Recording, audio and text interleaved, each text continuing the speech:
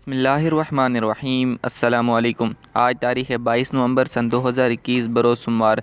Kuwait Urdu news के साथ मैं हूं मोहम्मद उमर। आज की इस वीडियो में कुवैत से कुछ ताज़ा तरीन न्यूज़ अपडेट शामिल करते हैं।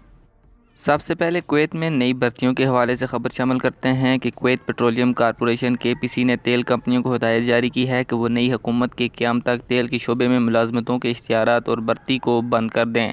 ज़राए ने बताया है कि KPC के फ़ैसले का मकसद किसी भी सियासी फ़ायदे को ख़त्म करना या भर्ती के तरीक़ाकार और टेस्टों के बारे में बाद में लगने वाले इल्ज़ामात की हिदायत और बचाव करना है।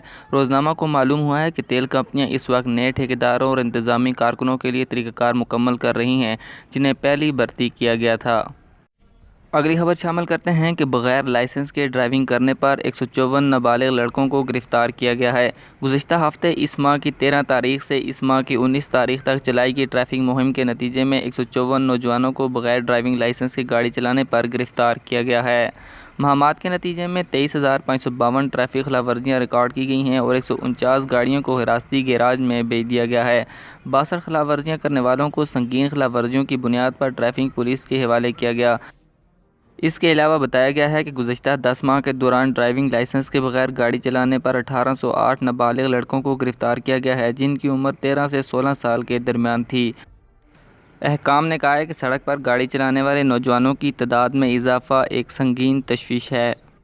अगली खबर शामिल करते हैं कि वज़ारत दाखिला के सिक्योरिटी एहलकारों ने एक नामालूम अशियाई को 5 गैर कानूनी घरेलू मुलाजमीन को पनाह देने और इन्हें फ़ी घंटा की बुनियाद पर मुलाजमत पर रखने के इल्ज़ाम में गिरफ़्तार किया है।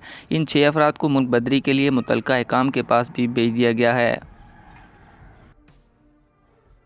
आज की ख़बरों से इतना ही। मज़ीद ख़बरों के लिए हमारे YouTube चैनल पर विज़िट करें, हमारे चैनल को सब्सक्राइब करें और बेल आइकन को ज़रूर प्रेस करें ताकि आप लम्हा ब लम्हा अपडेट हासिल कर सकें। मुझे दीजिए इजाज़त। अल्लाह हाफ़िज़।